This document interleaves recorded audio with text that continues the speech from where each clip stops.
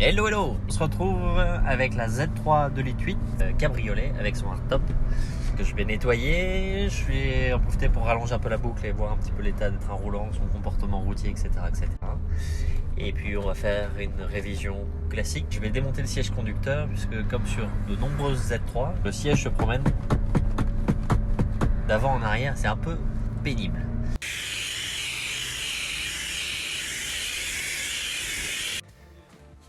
Pour l'entretien, je prépare ma salle d'opération, ça va être assez simple. Filtre à air, filtre à huile, bougie, cale de siège.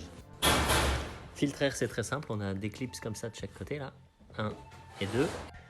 Nouveau filtre en place, on le présente.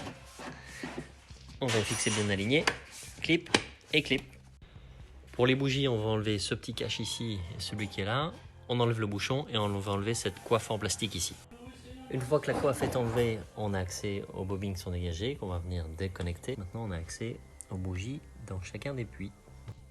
Les 6 bougies sont remontées, les bobines aussi, les écrous remis également. Il ne faut pas oublier simplement de remettre la tresse des masses de chaque côté pour vérifier l'état de la courroie accessoire. On voit que les inscriptions sont encore très nettes. Et pareil, quand je regarde en dessous de l'autre côté de la courroie, je ne vois pas de micro-fissure ni quoi que ce soit. Donc la courroie est récente et ne nécessite pas d'être remplacée. Le filtre à huile là je vais lever la voiture, la sécuriser avec des chandelles et enlever le bouchon de vidange pour vider toute l'huile. Voilà ce qu'il y a dedans, c'est la cartouche filtrante avec le joint ici qu'il faut remplacer en même temps. Donc ça c'est fait, j'ai remonté l'ensemble, j'ai remis le bouchon en dessous avec un nouveau joint, donc ça c'est l'ancien joint qui est un petit peu écrasé. Donc on n'a plus qu'à remettre la voiture à plat et à faire le niveau d'huile. Voilà, c'est fait pour la partie révision moteur. Il me reste à vérifier les consommables au niveau des freins, des amortisseurs, des pneus. On va également remplacer la batterie qui se situe dans le coffre. On le voit ici, il y a la date en général des batteries sur les bornes. Celle-là, elle a déjà 5 ans. Elle a fait son temps. Donc on va mettre une nouvelle. Et voilà à quoi ça ressemble avec le toit ouvert, ou le noir et bois. Voilà le problème que vous avez quand vous êtes assis au volant ou même sur le siège passager. Dès que vous accélérez et que vous freinez, je vais enlever siège conducteur, siège passager pour pouvoir remplacer les cales. Pour ça, c'est pas trop compliqué. Il faut que je démonte la ceinture ici.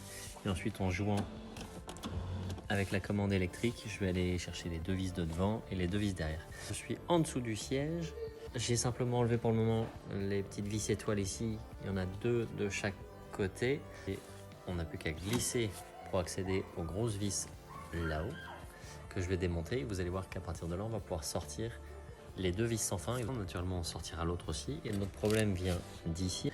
D'origine, on a des petites cales de chaque côté de la masse ici. Le caoutchouc finit par s'exploser et faire une espèce de bouillasse. Et après, il reste absolument plus rien. D'où le jeu ici qu'on a sur tout le siège. On va dévisser toute la vis sans fin jusqu'au bout pour sortir l'élément central et la cage. Et on va venir mettre des nouvelles cales et remonter le tout. On va remonter nos nouvelles cales comme ça de chaque côté. Clac. Et voilà, plus de jeu. Et là, on voit bien, les 2 sont alignés. C'est nickel. Et attention de ne pas confondre le droite avec le gauche, puisque les filetages sont inversés.